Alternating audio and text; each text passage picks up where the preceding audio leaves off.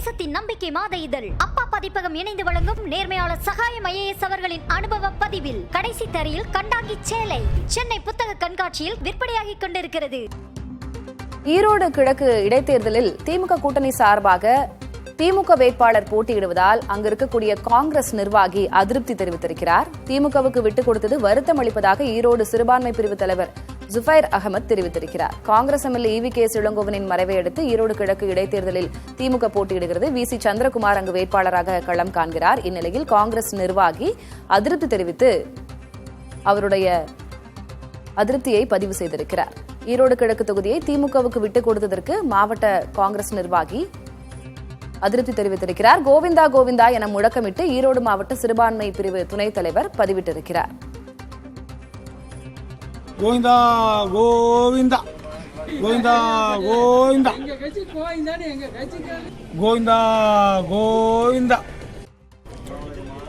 கோவிந்தா கோவிந்தா கோவிந்தா கோவிந்தா கோவிந்தா கோவிந்தா.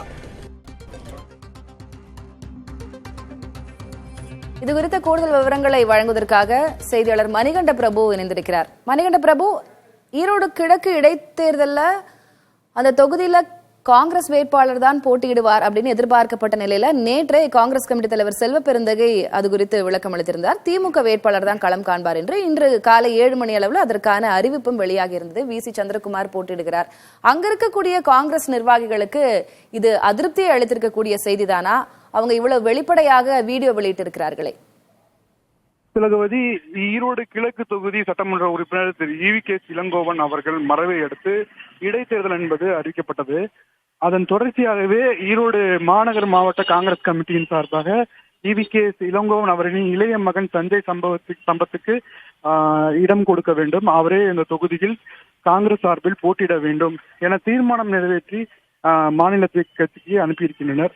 இந்த நிலையில நேற்றைக்கு காங்கிரஸ் கமிட்டி தலைவர் வெளியிட்டிருந்த அறிக்கையில் இந்தியா கூட்டணியில் இருக்கக்கூடிய திமுக வேட்பாளர் தான் போட்டியிடுவார் என தெரிவித்திருந்தார். பெரிதும் காங்கிரஸ் கட்சியினர் மத்தியில் பெரிதும் எதிர்பார்க்கப்பட்ட தொகுதி ஈரோடு கிழக்கு தொகுதி. ஏற்கனவே காங்கிரஸ் கட்சியினர் தான் இந்த தொகுதியில் போட்டியிட்டு வெற்றி பெற்றிருக்கிறார். EVK இளங்கோவனுக்கு முன்னர் அவருடைய மகன், மூத்த மகன் திருமகன் ஈவேரா, அவரும் காங்கிரஸ் சார்பில் போட்டியிட்டு வெற்றி பெற்றிருந்தார். இந்த நிலையில் நேற்று வெளியிட்டிருந்த அறிக்கை என்பது திமுகவிற்கு சாதகமாக இருப்பதால் பெரிதளவில் மன கஷ்டத்தையும் மன வருத்தத்தை தெரிவித்திருந்தது.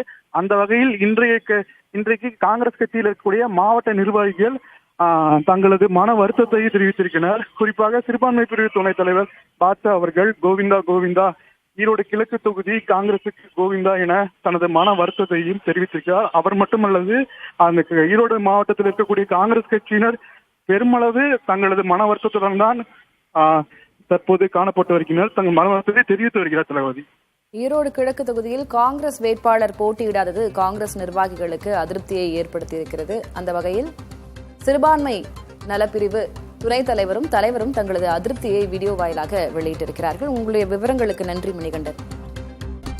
தேசத்தின் நம்பிக்கை மாத இதழ் அப்பா பதிப்பகம் இணைந்து வழங்கும் நேர்மையாளர் சகாயம் IAS அவர்களின் அனுபவ பதிவில் கடைசி தரையில் கண்டாங்கி சேலை சென்னை புத்தக கண்காட்சியில் விற்பனையாகி கொண்டிருக்கிறது.